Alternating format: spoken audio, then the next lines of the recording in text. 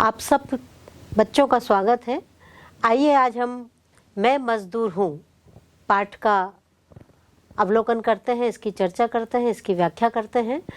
मैं मजदूर हूँ निबंध डॉक्टर भगवत शरण उपाध्याय, जो हिंदी साहित्य के प्रसिद्ध शिक्षाविद और ललित निबंधकार हैं। उनके ही एक बहुत ही विचारात्मक लेख और जो आत्मकथ्य शैली में लिखा गया निबंध है मैं मजदूर हूँ कि आज हम चर्चा करते हैं। आइए सबसे पहले मैं इस निबंध पर चर्चा करूँ, उससे पहले हम कुछ प्रमुख बातें डॉक्टर भगवत शरण उपाध्याय जी के जीवन से संबंधित चर्चा करते हैं।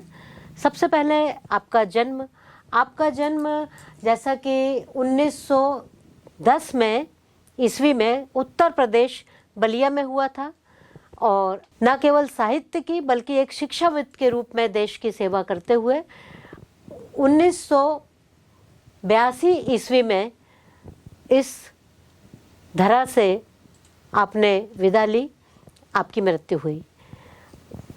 इस पीरियड में 1910 से लेकर 1982 तक की जब हम चर्चा करते हैं और डॉक्टर भगवत शरण जी के जीवन पर दृष्टिपात करते हैं तो हम देखते हैं कि इस सीमित कालखंड के जीवन में डॉक्टर भगवत शरण उपाध्याय जी ने जो अनुपम उपादेयता हमारे साहित्य को, हमारे देश को शिक्षाविद होने के नाते दी है, वो बहुत उल्लेखनीय है। यही कारण है कि आपने एक शिक्षाविद के नाते, एक साहित्यकार के नाते भारत के प्रतिनिधि के रूप में बहुत सारे अन्य देशों में आपने न केवल यात्रा की बल्कि वहाँ से जो अनुभव आपने संकलित किए उनको भी साहित्य जगत में लिखा। आप मॉरिशस के राजदूत भी रहे हैं, आप ललित निबंधकार हैं, हिंदी विश्वकोश के आप संपादक रहे हैं और भारतीय संस्कृति पर आपके जो व्याख्यान हैं वो बहुत महत्वपूर्ण है। इसी तरह हम देखते हैं कि आपने जो भाषा शैली का प्रयोग किया है वो भाषा शैली आपकी साहित्यिक खड़ी बोली है। साहित्यिक खड़ी बोली के साथ साथ आपने चित्रात्मक रेखाचित्र के साथ अपने निबंधों को लेखन का स्वरूप प्रदान किया है। विवेचनात्मक शैली और तत्सम शैली का भी आपने भावुकतापूर्ण रूप से इसका चित्रण किया है।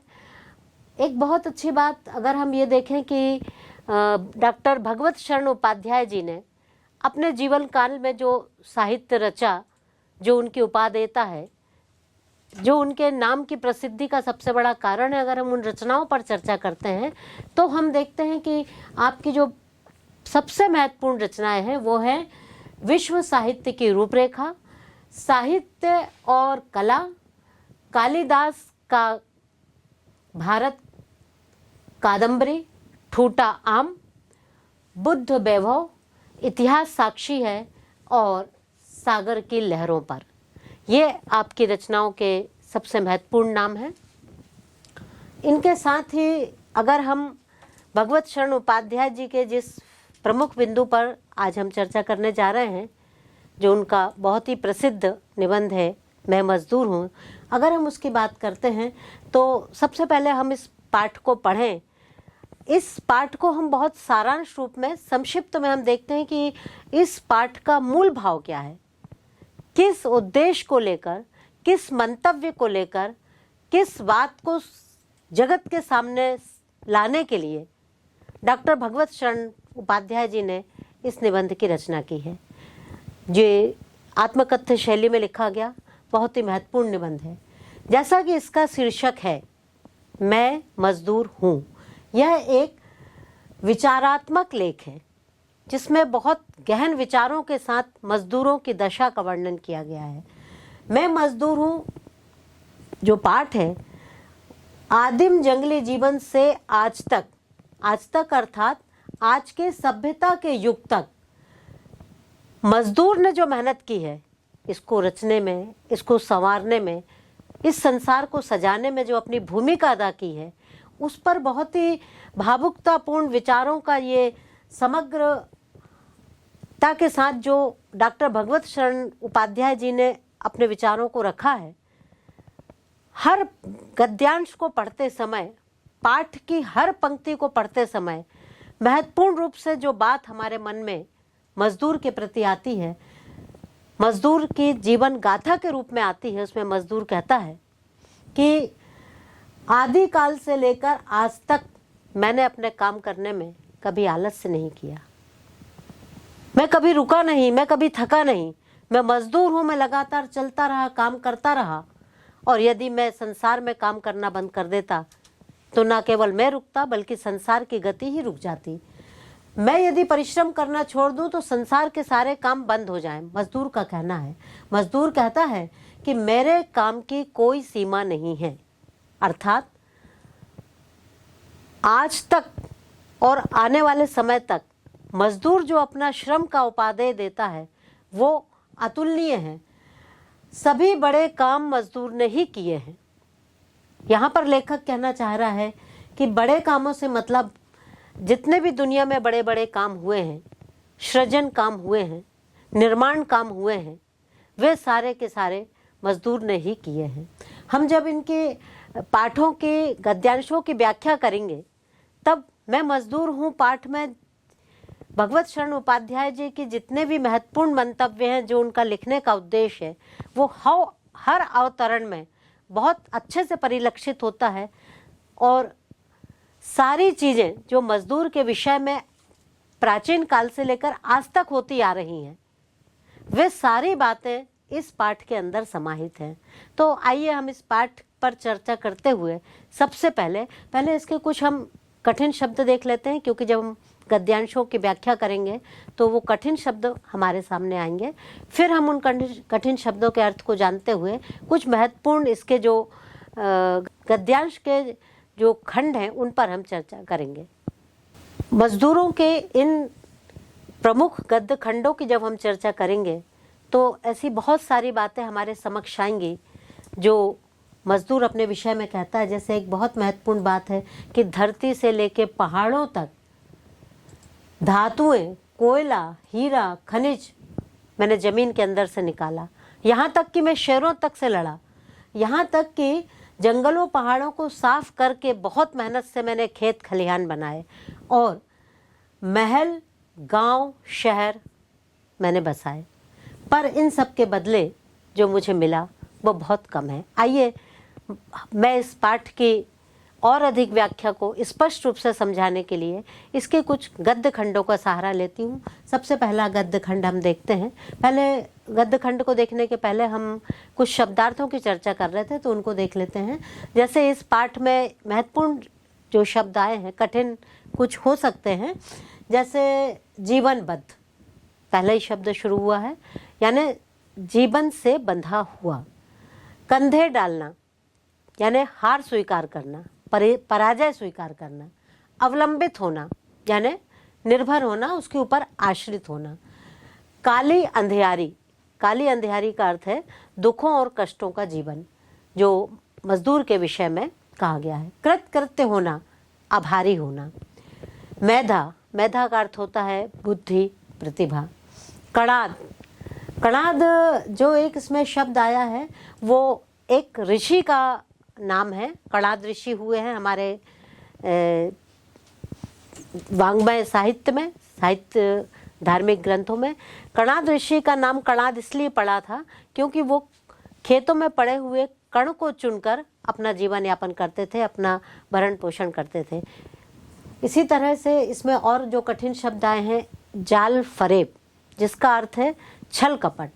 फिर आया है रत्नाकर, रत्नाकर अर्थात समुद्र, सागर जहाँ से रत्न प्राप्त होते हैं।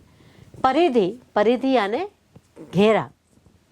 इसी तरह एक शब्द आया हृद, पंजरने यानी बादल, मेघ।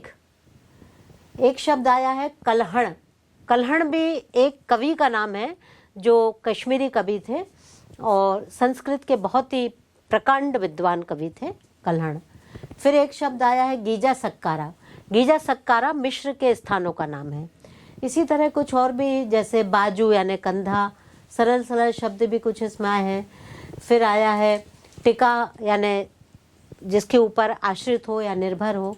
अलकस यानी आलस। भूमंडल यानी पृथ्वी, और एटलस भी एक शब्द आया है जो यूनानी देवता का नाम है। तो आइए अब हम इन कठिन शब्दों के अर्थ को जानने के पश्चात कुछ गद्य खंडों को देखते हैं जो इस पुस्तक के बहुत ही महत्वपूर्ण गद्य खंड हैं और जिनकी व्याख्या, जिनका विस्तार जानना बहुत जरूरी है। हम जितने अच्छे से गद्य खंडों की व्याख्या समझते हैं, अर्थों को जानते हैं, हमारे लिए पाठ उतना ही सहज सुगम हो जाता है। तो सबसे पहले हम गद्य खंड देखते हैं। पहले गद्य खंड की चर्चा करते हैं, उसको पढ़ते हैं, फिर हम उसकी व्याख्या पर जाएंगे। आदमी के बैनेलेपन से लेकर आज तक शिष्ट सभ्यता की सीढ़ियों पर मेरे हथौड़े की चोट है। जमाने ने करवट ली पर मैंने कभी जमीन से पीठ नहीं लगाई। सुस्ताने के लिए कभी फावड़े नहीं टिकाए। घुटनों पर मैं अलकस दम तोड़ती है। मेरे बाजू पर जमाना टिका है। मेरे कंधों पर भूमंडल का भार है, उसे उठाने वाले एटलस के साथ। पर मैं वो हूँ कि कभी गर्दन नहीं मोड़ता, कभी कंधे नहीं डालता, उन्हें कभी बदलता तक नहीं। ये गद्य खंड की महत्वपूर्ण पंक्तियां हैं। अब हम इनकी अर्थ या व्याख्या देखेंगे। बच्चों, आप सब जानते हैं कि जब हम किसी गद्य खंड की व्याख्या करते हैं तो गद्य खंड की सबसे अच्छी स्पष्ट व्याख्या करने का तरीका है कि पहले हम उसे 4 भागों में बांट दें। जब हम 4 भागों में बांटते हैं तो हमारे लिए व्याख्या करना सरल हो जाता है। सबसे पहला जो उसका खंड होता है वो होता है संदर्भ। संदर्भ का अर्थ है कि हमें इसमें पुस्तक का नाम लिखना है, पाठ का नाम लिखना है और किस लेखक या कवि की ये रचना है, लेख है जिसके संबंध में हम चर्चा कर रहे हैं, उसका नाम लिखना है। तो जैसा कि हम अभी देख रहे हैं, पाठ का नाम मैं मजदूर हूँ, इसके लेखक डॉक्टर भगवत शरण उपाध्याय हैं जो ललित निबंधकार हैं। फिर इसके बाद जब हम किसी गद्य खंड का अर्थ देखते हैं तो हम देखते हैं कि उसका संदर्भ देने के बाद उसका प्रसंग क्या है। प्रसंग का अर्थ होता है कि जिस गद्य खंड की हम चर्चा करने जा रहे हैं उस गद्य खंड में किससे संबंधित बात कही गई है, किस प्रसंग में बात कही गई है, उसका कौन सा आगे पीछे के उसके जो तारतम्य बने हुए हैं, तारतम्यता बनी है जिस पर बात करना है, वो प्रसंग क्या है, तो उसकी चर्चा इसमें की जाती है। अब जैसे ये कालखंड गद्य खंड को हम देख रहे थे, इस गद्य खंड में मजदूर की उन बातों का वर्णन किया गया है जो उसके बैनेलेपन, यानी जब आदिम युग था और जंगली जीवन था तब से लेकर आज तक की जो सभ्यता की सीढ़ियां चढ़ी गई हैं, उसमें मजदूर ने जो अपनी भूमिका अदा की है, न केवल पहाड़ों को समतल करने से लेके बल्कि आज तक की जो उन्नति प्रगति हमको दिखाई देती है, इसमें मजदूर ने जो अपनी भूमिका निभाई है उसका यहाँ पर हमको कुछ अंशों में वर्णन करना है। जैसे उस मजदूर ने सबसे महत्वपूर्ण बात यहाँ कही कि वो कभी जीवन में आलस्य नहीं करता, तो एक लाइन उसके संदर्भ में भी प्रसंग में हम डाल सकते हैं। अब हम इस सब व्याख्या करने जाएंगे जो इसका तीसरा सबसे महत्वपूर्ण भाग है। किसी भी गद्य खंड की व्याख्या में सबसे महत्वपूर्ण भाग होता है उसका व्याख्या करना, उसको स्पष्ट करना। बच्चों, यदि व्याख्या को भी हम 2 भागों में लिखें तो बहुत अच्छी बात होती है। व्याख्या का अर्थ होता है कि एक तो जो गद्य खंड हमने देखा, उस गद्य खंड का जो अर्थ निकल रहा था, जो मायने निकल रहे थे, अच्छा जो शब्दार्थ निकल रहा था, जो वो कहना चाह रहा था, अगर हम उसको ज्यों का त्यों लिखते हैं तो वो उसका शब्दार्थ अर्थ होता है। और जब हम उसके भाव पक्ष पर जाते हैं, भाव पर जाते हैं कि इन पंक्तियों के माध्यम से लेखक कहना क्या चाहता है, उसका मंतव्य क्या है, या उनने इस पंक्तियों को इस लेख में, इस निबंध में क्यों रखा, उसका उद्देश्य क्या है, इस चीज को जब हम लिखते हैं तो हमको इसके व्याख्या के 2 खंड कर देना चाहिए। इसको आप कह सकते हैं कि 2 पैराग्राफ कर देना चाहिए। तो पहले में शब्दार्थ वाली बातें डालें और दूसरे में लेखक का मंतव्य या उसका उद्देश्य क्या है इस रचना को लिखने का, उसको हमको यहाँ पर डालना चाहिए। तो आइए हम देखते हैं पहला, इसका शब्दार्थ क्या है। शब्दार्थ यानी इसका पंक्तियों का अर्थ क्या है, पंक्तियाँ क्या कह रही हैं, इसमें जो शब्द प्रयोग किए गए वो क्या बोल रहे हैं। तो जैसे इसमें लिखा है कि आदमी के बैनेलेपन से लेकर आज तक शिष्ट सभ्यता की सीढ़ियों तक मेरे हथौड़े की चोट है, मेरे हथौड़े की चोट है। कहाँ तक? जो जंगली जीवन था वहां से लेकर सभ्यता के शिखर तक जब हम पहुंचे, तो जो भी उन्नति या प्रगति हमें दिखाई देती है उसमें मजदूर का जो हथौड़ा चलता है। मजदूर जब अपना काम करता है तो वो अपना हथौड़ा मारता है, अपने औजारों का उपयोग करता है, उसकी बात यहाँ पर की गई है। आइए अब हम इस गद्य खंड के पश्चात इसकी जो चौथा और सबसे महत्वपूर्ण हिस्सा है वो होता है व्याख्या करते समय उसकी विशिष्ट व्याख्या या विशेष व्याख्या। इसकी क्या आवश्यकता है? यहाँ पर चौथे स्तर पर, चौथी जगह पर एक विशिष्ट व्याख्या लिखने का क्या उद्देश्य है? बच्चों, जब भी आप व्याख्या करें तो उसको, जैसा कि मैंने शुरू में ही कहा है, 4 स्टेप में रखें। चौथे स्टेप में विशेष व्याख्या इसलिए लिखी जाती है कि जो गद्य खंड हम पढ़ रहे थे उसमें कौन कौन सी विशेष बातें हैं। आप उसमें देखिए उसकी भाषा कैसी थी, तो हम कहेंगे कि ये गद्य खंड जो हमने देखा इसकी भाषा कैसी है। फिर इसमें क्या मुहावरों का प्रयोग किया गया है, अगर मुहावरों का प्रयोग किया गया तो उसकी चर्चा करिए। इसमें कौन सी खड़ी बोली थी उसकी चर्चा करिए। इसी तरह से चौथी जो व्याख्या होती है, जो विशेष व्याख्या होती है, उसमें सार तत्व के रूप में जो भी बातें कही गई हैं उनको संक्षेप में लिखना चाहिए।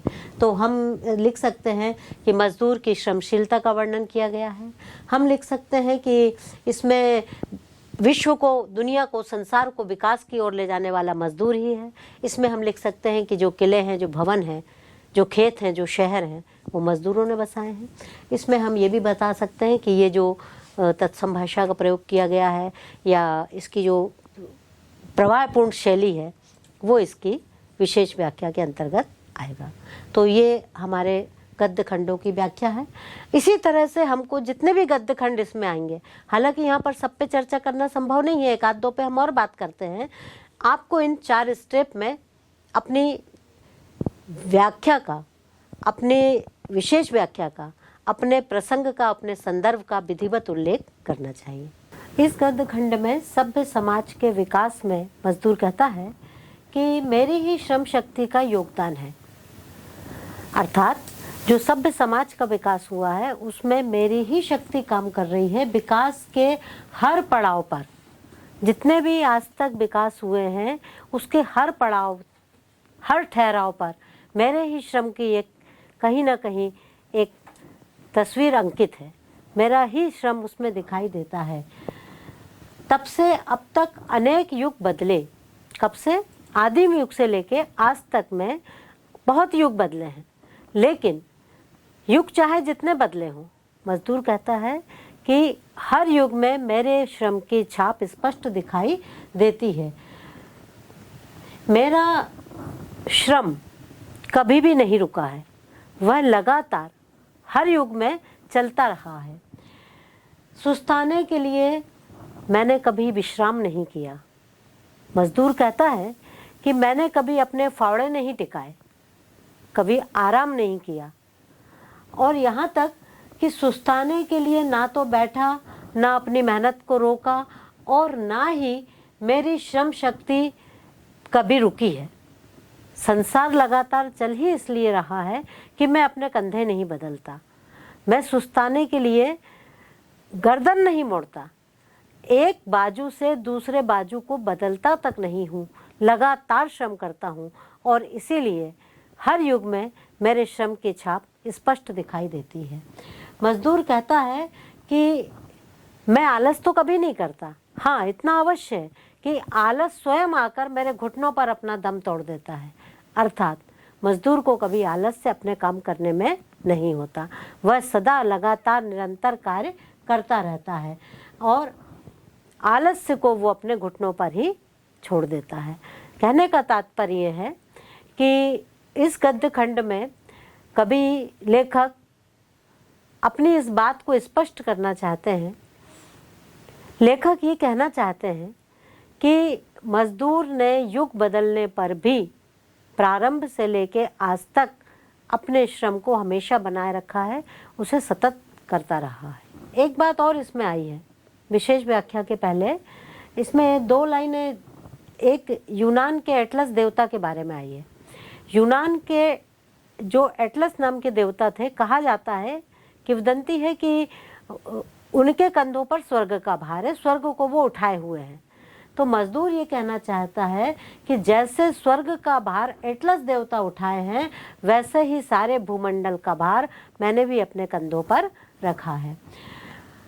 मैं इस भार को हमेशा वहन करता रहा हूँ और उसी का परिणाम है कि हर युग में मेरे श्रम की महिमा रही है।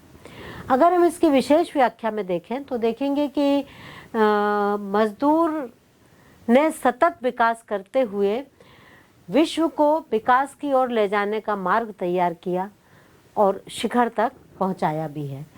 इसी बात का लेखक ने यहाँ बड़े प्रभावी ढंग से वर्णन किया है कि मजदूर आदि मुख से युग भले ही बदलते रहे पर लगातार सतत अपने श्रम को करते रहता है। इसमें यह बात भी आई है कि विशेष व्याख्या में इसकी जो भाषा का प्रयोग किया गया है बड़ी मुहावरेदार भाषा है।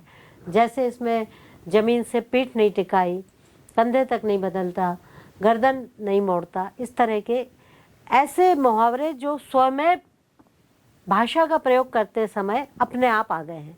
तो भाषा का प्रभाव बहुत निखर कर सामने आता है।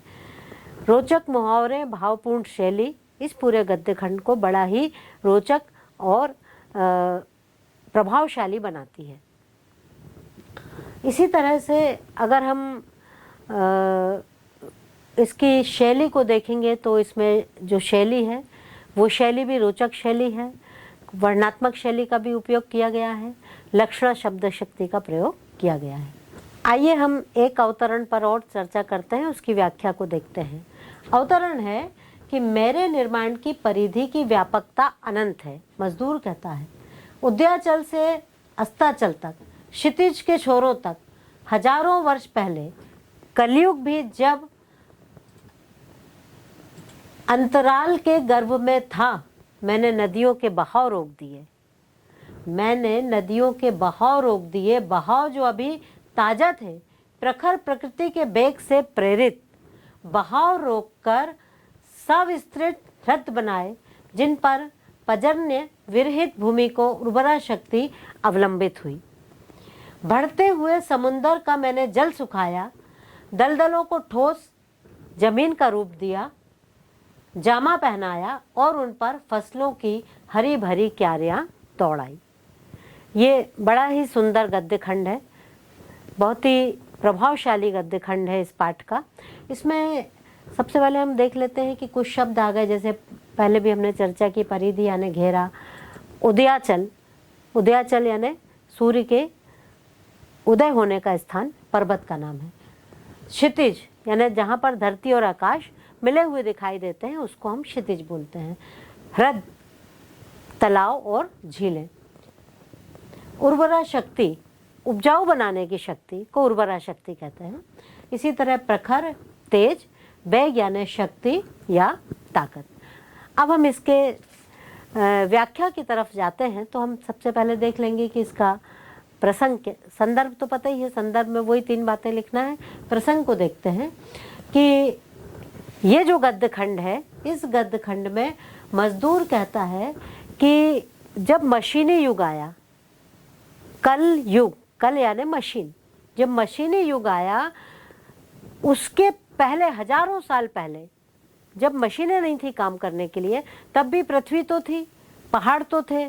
तो मजदूर अपनी बात बताते हुए कहता है कि मैंने प्रकृति को उस समय भी हरा भरा किया जब मशीनों का युग, यानी ये सारे औजार नहीं थे खेती करने के, तब भी मजदूर की मेहनत से ही भूमि में उर्वरा शक्ति आई, उसने उसको हरा भरा किया। और सूर्योदय से लेकर जहाँ सूर्य का अस्त होता है, पूरे क्षितिज के स्थान पर प्रकृति जहाँ, पृथ्वी जहाँ पर दिखाई देती है, मजदूर ने अपनी मेहनत से वहाँ पर कार्य जारी रखा। उसका कार्य यानी उदयाचल से अस्ताचल तक फैला हुआ है, कहीं भी रुका हुआ नहीं है। अगर हम इसकी व्याख्या में जाते हैं इस गद्य खंड की, तो हम देखते हैं कि मजदूर कहता है कि मेरे निर्माण की परिधि, परिधि यानी उसका गोला, उसका वृत्त, किसका? मजदूर की कार्य करने की शक्ति की क्षमता का जो व्रत है वो अनंत है, क्षितिज तक फैला हुआ है। आज से हजारों वर्ष पूर्व जब मशीनी युग नहीं आया था, तब भी मजदूर अपना निर्माण कार्य करता था, पहाड़ों को काटता था, बंजर जमीन को उपजाऊ बनाता था, उन्हें हरा भरा करता था और फसल उगाता था। तब से अब तक उसका काम लगभग सतत जारी है। अपनी मेहनत से उसने बहुत बड़े बड़े काम किए हैं। ये सारे काम, पर्वत काटना, धरा को उपजाऊ बनाना, फसल तैयार करने के लिए उर्वरा शक्ति पैदा करना, ये सारे बड़े कार्य हैं जो मजदूर ने किया। मजदूर ये भी कहता है कि मैंने नदियों का वेग रोका। नदी जिस वेग से बहती है, यदि बीच में वहाँ पर खेती करना हो तो वेग को रोकना पड़ेगा, तो उसकी धाराओं को मोड़ा, उसके प्रवाह को रोका, और तो और नदियों से उसने क्या करा, जल लेकर जलाशयों का, तालाबों का निर्माण किया। बहुत बड़े काम है, और तब जबकि मशीनीकरण नहीं हुआ था। इसके साथ साथ उसने उस जो जल को रोका, जलाशय बनाए, उस जल का प्रयोग क्या किया, धरती में किया, पृथ्वी को उर्वर बनाने के लिए, सिंचित भूमि बनाने के लिए उसने उस जल का उपयोग किया। धरा की बंजरता को उसने इस जल के माध्यम से दूर कर दिया और समुद्र के विस्तार को भी रोका। हम जानते हैं कि समुद्र पहले और ज़्यादा बड़ा था और फैला हुआ था, तो मजदूर की ये ताकत थी, मजदूर की ये श्रम शक्ति है कि उसने समुद्र का जो किनारे का हिस्सा है उसको तटवर्ती क्षेत्र बनाया और वहाँ पर भी काम चालू किए, ताकि ये संसार की प्रगति लगातार होती रहे। समुद्र का विस्तार रोका, तटवर्ती भूमि बनाई, अपने श्रम से दलदली जमीन में कोई फसल नहीं हो सकती, क्योंकि वहाँ खड़े होने तक की स्थिति नहीं रहती, बहुत दलदल रहता है। तो ऐसी दलदली जमीन को उपजाऊ बनाने के लिए, उर्वर बनाने के लिए उसको क्या करना पड़ता है, उसको ठोस बनाना पड़ता है। तो उस दलदली भूमि को मजदूर ने ही अपनी मेहनत से क्या करा, ठोस बनाया, और ठोस बनाकर उस पर हरी भरी फसल को उगाया। और जब हरी भरी फसल उगी तो आजू बाजू सहस्त्रों उसने छोटी छोटी क्यारियां जैसी बनाई और उन क्यारियों में भी फसल लहलहाने लगी। हजारों वर्ष पहले से मजदूर अपने श्रम के माध्यम से इतने महत्वपूर्ण कार्य करते आ रहा है और उसके कारण ही सबको फसल मिलती है और सब नवनिर्माण के कार्य संपन्न हो पाते हैं। अगर हम देखें कि इस गद्य खंड में विशेष व्याख्या में क्या आया है, तो भी हमें 2-3 बातें यहाँ पर लिखना चाहिए। इसमें विशेष व्याख्या में हम लिख सकते हैं, सबसे महत्वपूर्ण बात तो यह है कि मशीनों के आविष्कार से पहले मजदूर ने अपनी श्रम शक्ति से धरती को उर्वर बनाया, समुद्र के तटवर्ती क्षेत्र बनाए, नदियों के वेग को रोका। ये बहुत महत्वपूर्ण बात है जिनका हम यहाँ उल्लेख कर सकते हैं। और यहाँ पर डॉक्टर शरण जी की जो भाषा है बड़ी प्रभावपूर्ण है, बड़ी ओजस्वी भाषा है, रोचकता है, लालित्य है, और तो और इसमें काव्यात्मक सौष्ठव भी है। इतनी प्रभावपूर्ण भाषा है कि लगता है पानी की धारा जैसी सतत बहती जा रही है, कहीं कोई बात, कोई शब्द रुकावट बन के नहीं खड़ा है। साथ ही साथ मजदूर की श्रमशीलता को जो हजारों वर्ष से चली आ रही है यहाँ दर्शाया गया है। और मजदूर के श्रम की महत्ता को प्रतिपादित करते हुए मजदूर ने धरती के लिए जो उर्वरा शक्ति के लिए कार्य किया, जो जल के लिए कार्य किया, उसको यहाँ पर निरूपित किया गया है। तो आइए हम एक व्याख्या और देख लेते हैं। एक इसकी महत्वपूर्ण इसका गद्य खंड है कि उनकी चिमनियों की छाया में रात दिन पसीना बहाता रहा। जब मशीन की चपेट में आकर मैं अपाहिज हो जाता, मेरा नाम खारिज कर दिया जाता रजिस्टर से। जब मैं उसकी चोट से गिरकर फिर कभी ना उठ पाता, तब सड़क के कूड़ों में मैं डाल दिया जाता। जब मेरी मृत्यु की जवाबदेही किसी की ना थी, ना मेरे बाल बच्चों के प्रति, ना मालिकों को अपनी सरकार के प्रति। मॉन्टेस्क्यू और मिल लिखते ही रह गए।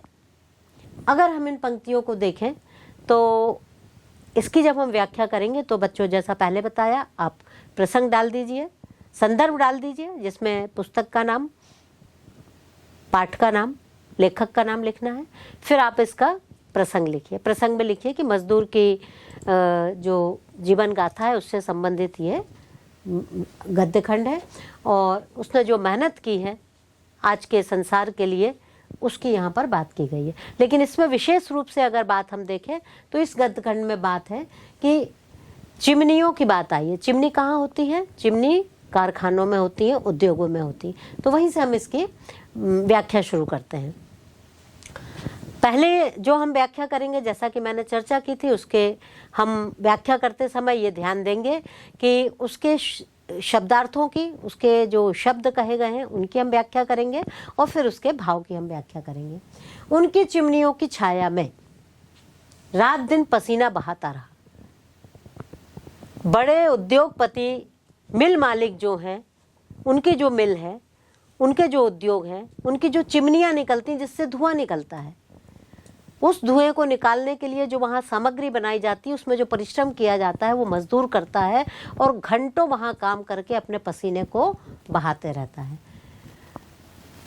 जब मशीन की चपेट में आकर मैं अपाहिज हो जाता, जब मजदूर लोग कारखानों में या मिलों में काम करते हैं, उद्योगों में काम करते हैं, खदानों में काम करते हैं, तो कई बार ऐसी स्थिति आती है कि वो या तो गिर जाते हैं या मशीनों से उनको लग जाती है तो वो अपाहिज हो जाते हैं। तो मजदूर की बड़ी दयनीय दशा का वर्णन करते हुए यहाँ लेखक लिखता है कि ऐसी स्थिति में जब मजदूर अपाहिज हो गया तो उसको कोई सुविधाजनक काम देने के बदले क्या करते हैं? उसका नाम रजिस्टर में से हटा देते, खारिज कर देते, हटा देते, अर्थात उसको नौकरी पे से निकाल दिया जाता है। मजदूर की बड़ी दयनीय स्थिति का वर्णन है बच्चों यहाँ पर। फिर वो कहता है कि जब मैं उसकी चपेट से गिरकर इस तरह गिर जाता हूं कि फिर ना उठ पाऊं। कभी कभी ऐसा भी होता है कि काम करते हुए मजदूर इस तरह से गिर जाए, इतना अपाहिज हो जाए कि वो बिस्तर पर आ जाए और फिर जीवन भर के लिए उठ ना सके या वो अपंग हो जाए। तो ऐसी स्थिति में मिल मालिकों का या कारखानों के जो मालिक होते हैं उनका क्या काम है? वो क्या करते हैं? तब वे सड़क के कूड़ों में डाल दिए जाते हैं। मेरी मृत्यु जैसे हो गई, किसी की जवाबदेही नहीं, कोई इस बात की जिम्मेदारी नहीं लेता कि ये मजदूर जो असहाय अपंग हो गया है, अपाहिज हो गया है, इसकी सुरक्षा का काम कौन करेगा? मेरी मृत्यु की जवाबदेही किसी की ना थी, ना मेरे बाल बच्चों के प्रति। मेरे बाल बच्चों को भी कोई सहारा या संरक्षण कारखाने या कंपनी की तरफ से, उद्योगों की तरफ से नहीं मिलता था और उन मिल मालिकों की जवाबदारी सरकार के प्रति भी नहीं थी। मॉन्टेस्क्यू और मिल का नाम इसमें आया है। ये दोनों जो नाम आए हैं ये वास्तव में बहुत बड़े विचारक हैं। समाजवाद पर इन्होंने बहुत अपने सिद्धांत प्रस्तुत किए हैं। यूरोपीय ये दार्शनिक हैं और इनके नाम इसलिए लाए गए कि इनने मजदूरों की जो स्थिति उस पर बहुत कलम चलाई, बहुत लिखा, लेकिन मजदूर कहता है मुझे उसका भी सही सही उपयोग या उसका भी सही सही लाभ नहीं मिल पाया। अगर हम इसको देखते हैं तो इसका भावार्थ जब हम देखते हैं तो इसमें मजदूरों की दयनीय दशा का वर्णन किया गया है। मजदूर जब आसक्त हो गया, अपाहिज हो गया, तो उससे सुरक्षा संरक्षण देने के बदले उसको क्या हो रहा है? उसको अलग कर दिया जा रहा है काम से और उसके बच्चों के प्रति भी कोई जिम्मेदारी नहीं ले रहा है। ये इस पाठ के आधार पर यहाँ लिखा गया गद्य खंड है। जैसे मजदूरों के शोषण का वर्णन है, मजदूरों के साथ जो अन्याय किया जाता है उसका यहाँ पर वर्णन है। इसी तरह से अगर हम देखेंगे तो बड़ी प्रतीकात्मक शब्द शैली है, मुहावरेदार शब्द शैली है और आत्मकत्व और रोचकता के साथ शैलियों का प्रयोग करते हुए इस निबंध को लिखा गया है। तो बच्चों, हम गद्य खंड की चर्चा कर रहे हैं तो एक गद्य खंड को और देखते हैं। बैलगाड़ी से रथ बने, रथ से महारथ। उधर हमारी मिलों ने क्रांति की और हमने भाप से चलने वाले इंजन गढ़ दिए। इंजन जो जमीन पर दौड़ते थे, पानी पर तैरते थे, इंजन जो जमीन पर दौड़ते थे, पानी पर तैरते थे, बैलगाड़ी रेल बनी और नाव जहाज बने। रेल पानी में आग लगा, सैकड़ों मील घंटों में दौड़ने लगी। जहाज आसमान को चूमते हुए लहरों पर तूफानों में नाचने लगे, पर मैं वहीं का वहीं रह गया। ये मैं मजदूर हूँ पाठ का एक बहुत ही महत्वपूर्ण गद्यखंड है। और जब हम देखते हैं इस गद्यखंड में, तो इस गद्यखंड का संदर्भ पर यदि हम चर्चा करें तो पुस्तक का ही नाम आएगा, पाठ का नाम आएगा और उपाध्याय जी का नाम आएगा। और जब इसके प्रसंग पर हम देखते हैं तो इस प्रसंग में जब ये जो अवतरण है, इसमें लेखक मनुष्य की उस वैज्ञानिक प्रगति की चर्चा कर रहा है जो आज हमको दिखाई देती है। बच्चों, आप जानते होंगे कि बहुत सालों पहले यातायात के, संचार के, आवागमन के इतने साधन नहीं थे। इन्हीं बातों को यहाँ पर रखा गया है। सबसे पहले बैलगाड़ी थी, बैलगाड़ी पर चर्चा हुई। घोड़ा गाड़ी, बैलगाड़ी पहले चला करती थी। फिर रथ, जिसमें हाथी वगैरह लगा करते थे, रथ थे। रथ से महारथ बने। उधर हमारी मिलों ने क्रांति की, मिलों ने क्रांतियाँ की। क्या क्रांति की कि एक से एक नए नए द्रुत गति से दौड़ने वाले आवागमन के साधनों का यहाँ पर विकास दिखाया गया है। भाप से चलने वाले इंजन बने।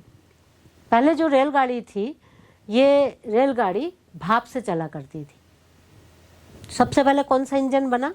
जो भाप से चलता था। फिर उसके बाद इंजन जो जमीन पर दौड़ता था। फिर इसने और प्रगति की तो क्या हुआ? पानी पर तैरने लगे, पानी पर चलने वाले जहाज बन गए। और प्रगति की तो रेलगाड़ी बनी। रेलगाड़ी इसी के दौरान ये इंजन जो भाप से चल रहा है, उसी से बड़ी बड़ी रेलगाड़ियाँ बनी, उनका बात।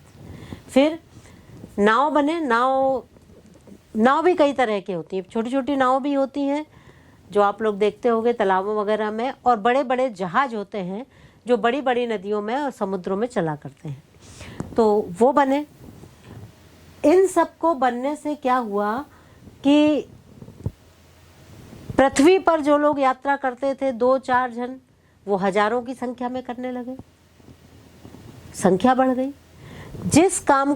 जिस यात्रा को करने में बहुत अधिक टाइम लगता था, महीनों लग जाते थे, सालों लग जाते थे, वो यात्राएं अब अधिक दूरी की यात्राएं कम समय में होने लगी।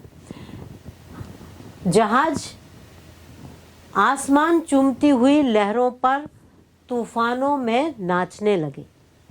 समुद्र में बड़े बड़े तूफान आते हैं, लहरें आती हैं, पर मजदूरों ने मिलकर ऐसे ऐसे जहाज बनाए कि वो उन तूफानों पर क्या होने लगे?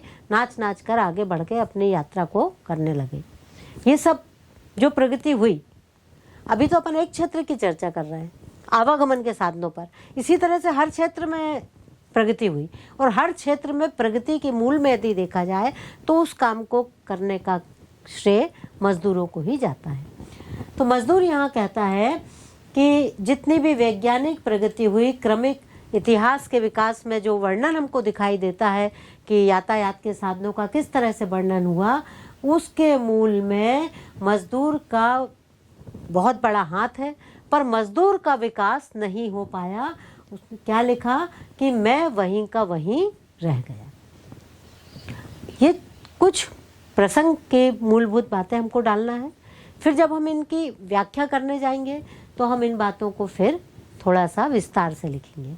विस्तार से क्या लिखेंगे कि मानव ने अपनी प्रगति की दिशा में जब यातायात के साधनों में बैलगाड़ी से रेलगाड़ी, रेलगाड़ी से जहाज, जहाज से पानी पर चलने वाले जहाज, आसमान में उड़ने वाले जहाज़ों को बनाया, तो उन सब साधनों में सबसे बड़ा हाथ यदि किसी का था, किसी की बुद्धि लगी तो किसी के हाथ लगे, तब जाकर ये चीज़ें बनी। पहले शोध अनुसंधान हुए तो लोगों के मन में ये विचार आए कि कैसे बन सकते हैं। फिर उनको बनवाने के लिए वैज्ञानिक प्रगति हुई, लेकिन उसको वैज्ञानिक प्रगति को जो वैज्ञानिकों ने सोचा अपने मन में, दिमाग में, उसको धरा पर करने का काम, जो मेहनत करने का काम था, वास्तव में वो काम सारा का सारा मजदूर ने ही किया है। इसीलिए रेल जो आज के समय की सबसे बड़ी यात्रा का साधन है, जिसमें गरीब और अमीर सब यात्रा कर सकते हैं, उन सब साधनों में मजदूर का बहुत बड़ा हाथ है। फिर हम अगर विमानों की चर्चा करें, हवाई जहाज की चर्चा करें, पानी पर चलने वाले जहाज की चर्चा करें, तो इससे भी बहुत ज़्यादा वैज्ञानिक प्रगति हुई है। क्योंकि बच्चों, आज आपको जो प्रगति दिखाई देती है, उस प्रगति के पीछे यदि आप और गहराई से अध्ययन करेंगे तो आप देखेंगे कि प्रगति का एक बहुत बड़ा हथियार, बहुत बड़ा साधन आवागमन के साधन ही है। एक स्थान से माल को दूसरे स्थान में ले जाने में केवल आदमी लोग यात्रा नहीं करते, सामान माल भी जाते हैं।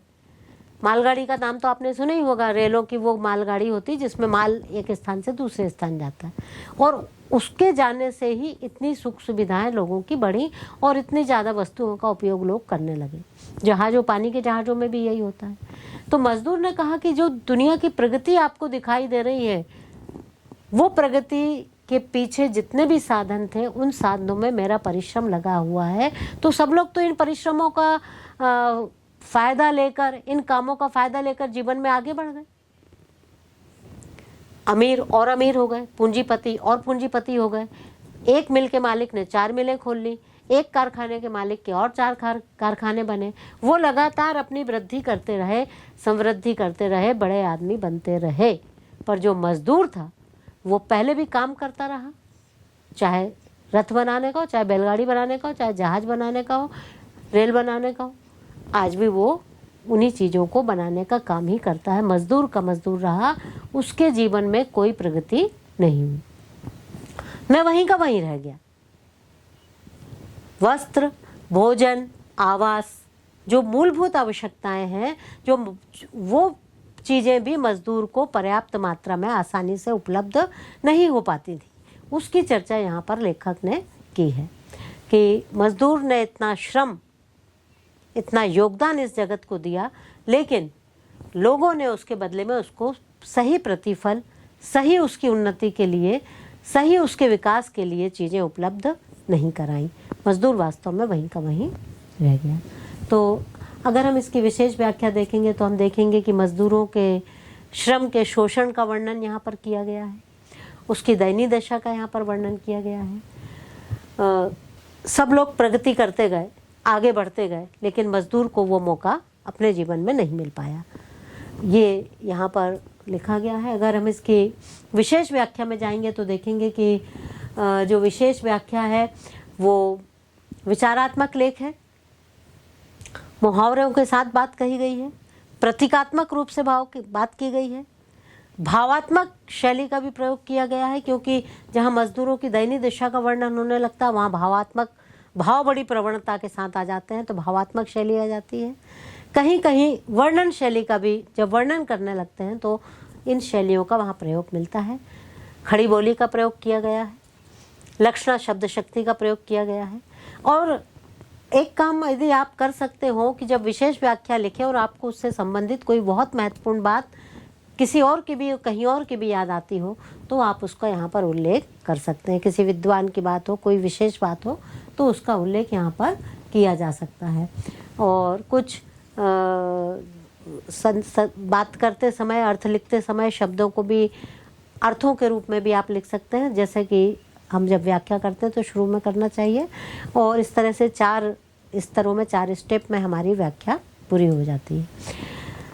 बच्चों, ये जो मैं मजदूर हूँ पाठ है, हालांकि इस पाठ में जैसा कि हम बार बार कह रहे हैं, हर पैराग्राफ में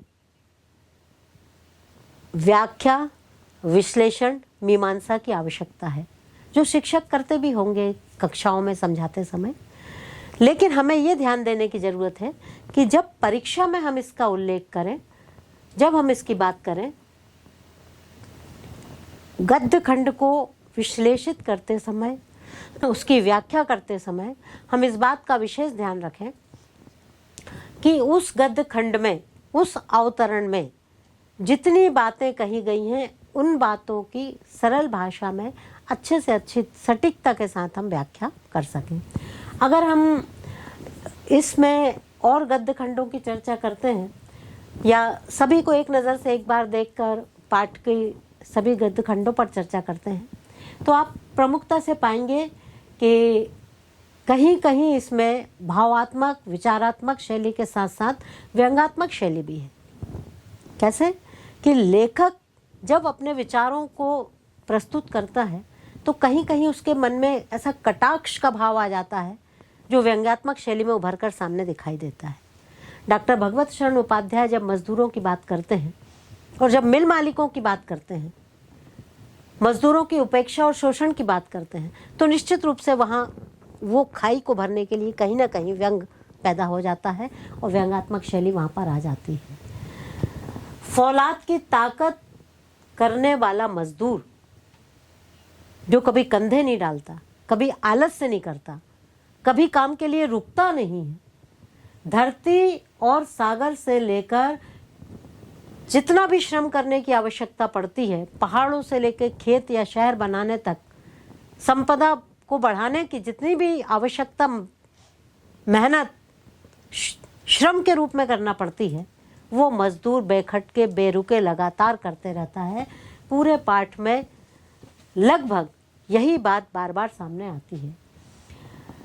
तृण से लेके ताड़ तिल से पहाड़ बनाने वाला, संपन्नता के लिए सब कुछ करने वाला, मर मिटने वाला मजदूर अपने जीवन के अंत में उन सुखों को प्राप्त नहीं कर पाता जिसका वो अधिकारी है। इन सब बातों के साथ लेखक यहाँ बार बार इस बात पर कहते हैं कि आखिर मजदूर की स्थिति का उत्तर कौन देगा, कौन इन प्रश्नों को अपने सामने उठाएगा कि मजदूर की इस दशा को सुधारने के लिए समाज को, पूंजीपति को, बड़े लोगों को क्या करना चाहिए। ये इस पाठ में मूल रूप से आया है और सामाजिक असमानता पर, अमीरी से लेकर गरीबी तक, मजदूर तक व्यंग्यात्मक शैली में कटाक्ष के रूप में बातें सामने आती हैं। इसके साथ ही साथ मजदूर के मन का जो आक्रोश है, काम करते करते उसके मन में जो एक क्रोध उत्पन्न हो जाता है, वो भी यहाँ पर पाठ में बीच बीच में दर्शाया गया है। क्योंकि जब संसार बड़े आराम से सोता है रात्रि में, तब भी मजदूर लगातार काम करता है। रात को सब जिस तरह से नींद लेते हैं, मजदूर उस तरह से नींद भी नहीं ले पाता।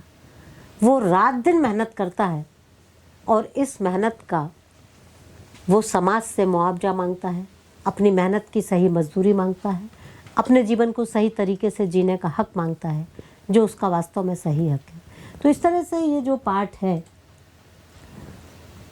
इस पाठ से हमको ये शिक्षा मिलती है कि लेखक ने मैं मजदूर हूँ, मजदूरों की आत्मकथा को जो यहाँ पर व्यक्त किया है और जो भौतिक उन्नति की बात की है और मजदूर के साथ जो सामाजिक उत्पीड़न की बात की है, असमानता की जो बात की है, उसमें बार बार यही बात सामने उभर कर आती है कि श्रम करने वाला मजदूर विकास की तो गाथा लिखते गया, लेकिन वो अपने जीवन में वहीं का वहीं रह गया।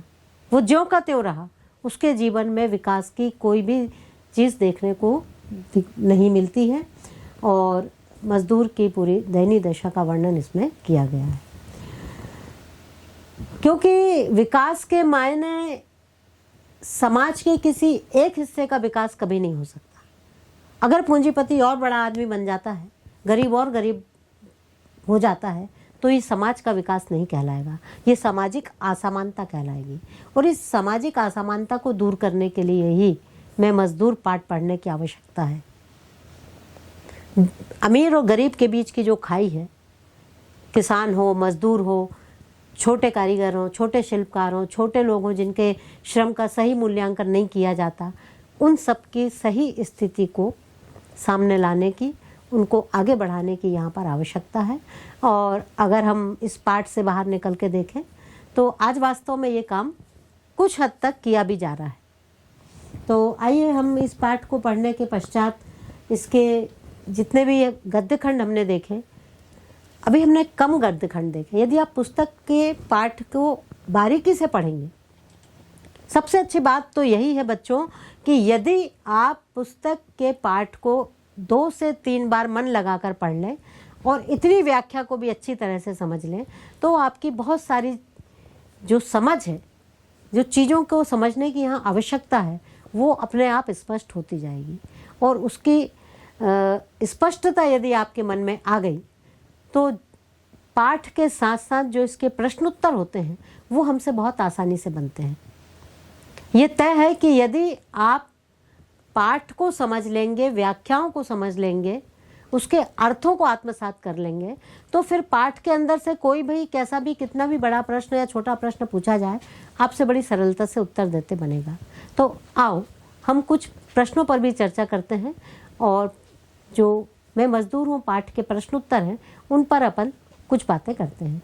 जैसे अब आपको यहाँ पर एक चीज़ और जानने की आवश्यकता है कि जब हम पाठों के प्रश्नों की बात करते हैं तो उनके भी 4 प्रकार होते हैं। सबसे पहले होता है अति लघु उत्तरीय, तो बहुत छोटे उत्तर होते हैं। फिर होता है लघु उत्तरीय, तो उसके थोड़े बड़े होते हैं। फिर होता है लघु उत्तरीय में बड़े लघु उत्तरीय, तो उसका थोड़ा सा और बड़ा होता है। और फिर होते हैं दीर्घ उत्तरीय। तो दीर्घ उत्तरीय प्रश्न जो होते हैं वो बड़े प्रश्न होते हैं। इनकी शब्द सीमा निर्धारित है, जैसे पहले में 30, दूसरे में 50, तीसरे में 75 से 100 तक, फिर 150 से 200, 250 तक भी आप बड़े प्रश्नों का उत्तर बहुत अच्छे से दे सकते हैं। अगर मैं मजदूर हूँ पाठ के प्रश्नों की चर्चा करें तो हम 1-2 प्रश्नों पर यहाँ पर चर्चा करते हैं जो हर तीनों चारों प्रकार में आएंगे। सबसे पहले अगर हम अति लघु उत्तरीय प्रश्न देखें तो पहला प्रश्न देखें कि भूमंडल का भार किसके कंधों पर है। अब बच्चों यहाँ पर प्रश्न उत्तर कर रहे हैं, अभ्यास के प्रश्न हैं, थोड़ी सी समझने की बात है। अपन जानते हैं कि अति लघु उत्तरीय प्रश्नों का उत्तर हमको लगभग 30 शब्दों में देना है, पर बच्चे लिखते समय कौन सी गलती करते हैं। अब जैसे यही प्रश्न हमने लिखे कि भूमंडल का भार किसके कंधों पर है, तो इसका उत्तर है पाठ के अनुसार मजदूर के कंधों पर है। अब अगर आप लिख देते हैं कि मजदूर के कंधों पर, तो ये 5-6 शब्द हुए, आपका 30 शब्दों के आसपास आप नहीं पहुंचे। इसलिए आपको इस प्रश्न को अच्छी तरह से व्यवस्थित रूप से लिखना चाहिए कि भूमंडल का भार मजदूर के कंधों पर है, वही भूमंडल के सारे कार्यों को संपादित करता है। अगर हम ऐसा लिख देते हैं तो 30 शब्द भी होगा और उत्तर भी आ गया। अगर हम इसी तरह से एक प्रश्न देखते हैं कि सांडों से मौत की बाजी कहाँ पर लगाई जाती है। आया था ना गद्य खंड में कि सांडों से शेरों से लड़ने की बात।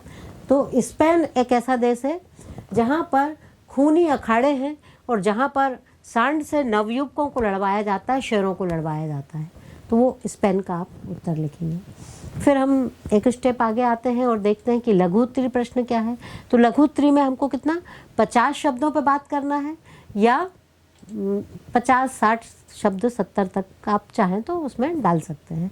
और यदि लघु उत्तरीय में एक और जो है बड़ा लघु उत्तरीय, दीर्घ लघु उत्तरीय जिसको बोलते हैं, उसमें आप 100 शब्दों तक अपनी बात रख सकते हैं। लेकिन शब्द सीमा को भरने के कारण अनावश्यक विस्तार, अनावश्यक चीज़ें ना लिखें। अगर आपको सटीकता से सारी चीज़ें प्रश्नों के उत्तर की पता है तभी आप व्यवस्थित रूप से उनको लिखेंगे, तब आपका उत्तर सही अंकों को पाने का अधिकारी बनेगा। जैसे हम लघु उत्तरीय में देखते हैं, मजदूरों के जीवन को काली अंधियारी जिंदगी क्यों कहा गया है। कवि ने क्यों कहा कि उनकी जीवन कैसा काली अंधियारी है। तो आप इसका उत्तर लिखेंगे लगभग 50-60 शब्दों में। तो आप लिखिए कि मजदूर अपने जीवन काल में सारे निर्माण के महत्वपूर्ण श्रम साध्य कार्यों को संपादित करता है। वह सोना, हीरा, मोती, कोयला, वेश कीमती चीज़ें जमीन के खदानों के अंदर से निकालता है। वह महल किले बनाता है, शहर और गांव बसाता है। वह सारे प्रगति के कार्यों को करता है, आवागमन के साधनों को बनाता है।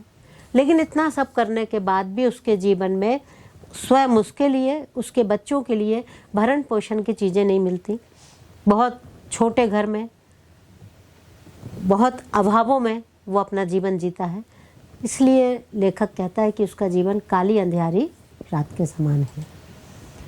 उसकी ज़िंदगी में कालापन है, यानी सुखों का प्रकाश नहीं आ पाता, इसलिए काली अंधियारी रात कहा गया है। एक और बात इसमें आप लिख सकते हैं कि सारे महत्वपूर्ण कार्य करने के बाद वो झोपड़ी में रहता है, बमुश्किल खाना खा पाता है। वो अपनी खुशी के लिए अपने आनंद के लिए जहाँ कहीं पैसे खर्च करने की ज़रूरत होती है तो वो अपने जीवन में नहीं कर पाता। ये उसकी असमर्थता है।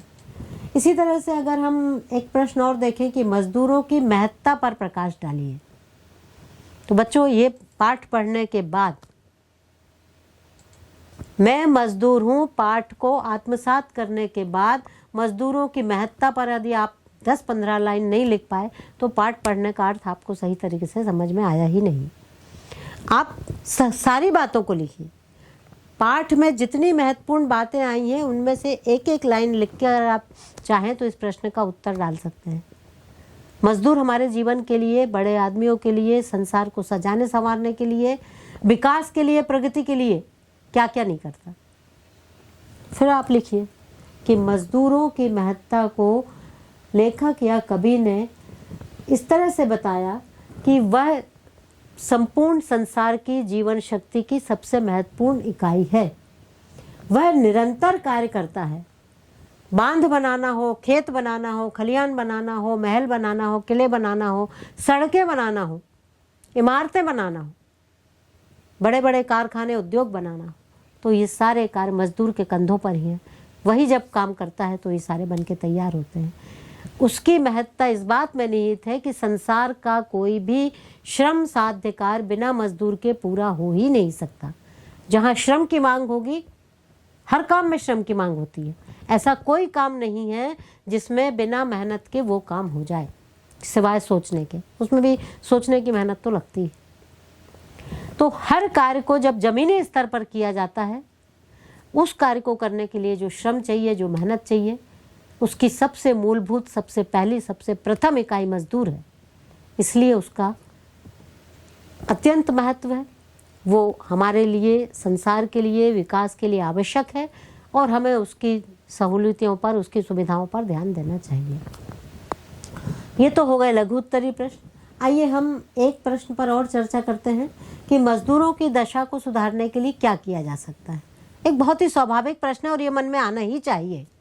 इतना सब पढ़ने के बाद अगर हम इस बात पे चर्चा नहीं करते कि मजदूरों के लिए हम क्या कर सकते हैं या क्या किया जाना चाहिए समाज के द्वारा, तो हम इन बातों को लिख सकते हैं। सबसे पहली बात, मजदूर को उसकी मजदूरी का उचित मूल्यांकन करते हुए सही मजदूरी, सही पारिश्रमिक मिलना चाहिए। अगर ये बात हो गई तो बाकी नीचे की बातें तो अपने आप हल हो जाएंगी। इसके साथ ही साथ समाज एवं शासन में उसका जो योगदान होता है उसका भी मूल्यांकन होना चाहिए। उसको उसका मान सम्मान मिलना चाहिए। यहाँ पर ये कर सकते हैं। सस्ते दामों पर उसको वस्तुएं उपलब्ध कराए जाना चाहिए। ऐसी वस्तुएं जो जीवन के लिए अनिवार्य हैं, यदि बहुत महंगी रहेंगी तो मजदूर उनको क्रय नहीं कर पाएगा। इसलिए सस्ते दामों पर, उचित मूल्यों पर शासन की तरफ से ये प्रयास होना चाहिए, समाज की तरफ से ये प्रयास होना चाहिए कि वो वस्तुएं उसे उपलब्ध हों। शोषण के विरुद्ध कानून बनाया जाना चाहिए, बेगारी नहीं। यदि किसी मजदूर का कोई श्रम का शोषण करता है तो उसके विरुद्ध कानून होना चाहिए। कार्य के घंटे निश्चित होना चाहिए, सुविधाएं निश्चित होना चाहिए, उचित पारिश्रमिक मिलना चाहिए और उसके लिए कुछ ऐसी विशेष सुविधाएं जो उसके बच्चों के हित में हो, उनके बच्चों के विकास से संबंधित हो, वो भी सुविधाएं उसको मिलना चाहिए। और एक बहुत महत्वपूर्ण बात, काम करते हुए यदि मजदूर अपाहिज हो जाता है, अपंग हो जाता है, असहाय हो जाता है, बिस्तर पर आ जाता है, तो उसको उचित पारिश्रमिक लगातार देते जाना चाहिए, जिस तरह से और लोगों को कार्य करने के बाद पेंशन मिलती है, ताकि उसके बच्चे जब सक्षम हो जाएं तब तक की व्यवस्था तो उसके लिए की ही जाना चाहिए। और इसके अलावा अगर उसके बच्चे मेधावी हैं, अगर उसके बच्चे योग्य हैं, तो उनके लिए भी शासन को कुछ ना कुछ सहयोग करना चाहिए और लगभग इस दिशा में कुछ ना कुछ काम हो भी रहे हैं। तो ये सारी चीज़ें आप लिखेंगे तो आपके प्रश्न का उत्तर बन जाएगा कि आप मजदूर के सही मूल्यांकन करते हैं, उसको क्या योगदान दे सकते हैं, क्या लाभ दे सकते हैं। आइए केवल एक प्रश्न पर हम दीर्घ उत्तरीय प्रश्न पर चर्चा करते हैं। जैसा कि आप जानते हो कि जो बड़े प्रश्न हैं, जो दीर्घ उत्तरीय हैं, वो आपसे एकाग्रता की मांग करते हैं, ज़्यादा समझ की मांग करते हैं, ज़्यादा समय की मांग करते हैं और ज़्यादा अच्छे से लिखने की मांग करते हैं।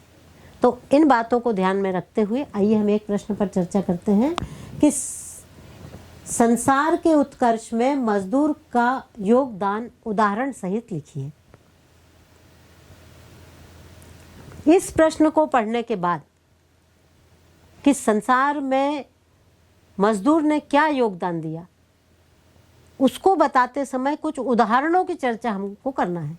तो बहुत सारे जो बच्चे ध्यान से सुन रहे होंगे, अपने आप बिना पढ़े भी वो उदाहरण उनके मन मानस में आ रहे होंगे कि ये उदाहरण दिया जा सकता है जिसमें मजदूर के कामों की, उसके योगदान की, उसकी भूमिका की बहुत अच्छे से चर्चा हो सकती है। अगर हम इस प्रश्न का उत्तर लिखते हैं तो हमको यहाँ पर लिखना चाहिए सबसे पहले कि आदिकाल से आज तक, पाठ जहाँ से शुरू हुआ है, इतिहास के प्राचीनतम काल से लेके आदि युग से लेके आज तक की जितनी भी प्रगति हुई है वो मजदूर के कंधों पर, मजदूर के द्वारा ही, मजदूर की शक्ति से ही संपन्न हो पाई। तो यहाँ से आप चर्चा शुरू करेंगे। जंगल के जंगलीपन के बेनेलेपन से जो यात्रा शुरू हुई थी और आज के मैदानी और इतने प्रगति वाले युग तक पहुँच पाई है। न केवल मैदान बल्कि मैदानों पर भी क्या क्या काम हो सकते हैं। पहाड़ों को काटकर सीढ़ीदार खेत कैसे बनाए जा सकते हैं, गांव कैसे बसाए जा सकते हैं, शहर कैसे बसाए जा सकते हैं, खदानें कैसे काम करेंगी, खदानों में क्या सुधार हो सकता है, कारखाने मिल कैसे बन सकते हैं, उद्योग कैसे बन सकते हैं। इन सारी चीज़ों की, तालाब, कुएं, नहर, नदी, इन सब पर भी आप बात करेंगे तो मजदूरों के ही काम की चर्चा आपके सामने आएगी। तो इन सब का उदाहरण देते हुए बर्बर भूमि को उपजाऊ बनाने के लिए,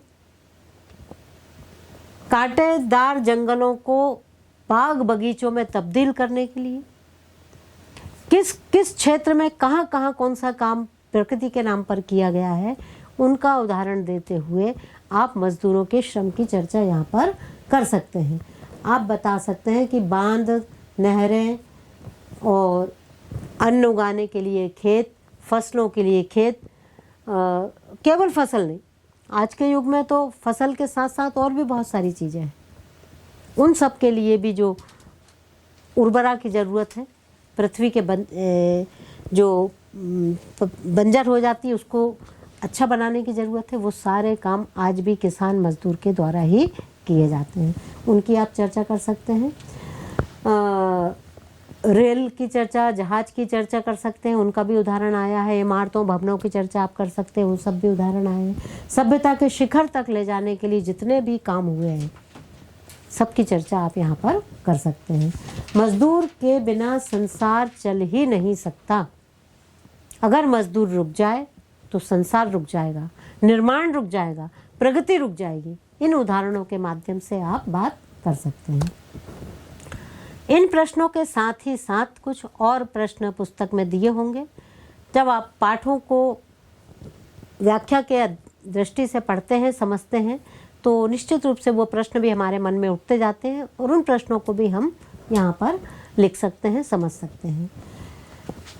जैसे बंजर धरा को उपजाऊ कैसे बनाते हैं, इसका उत्तर आप दे सकते हैं।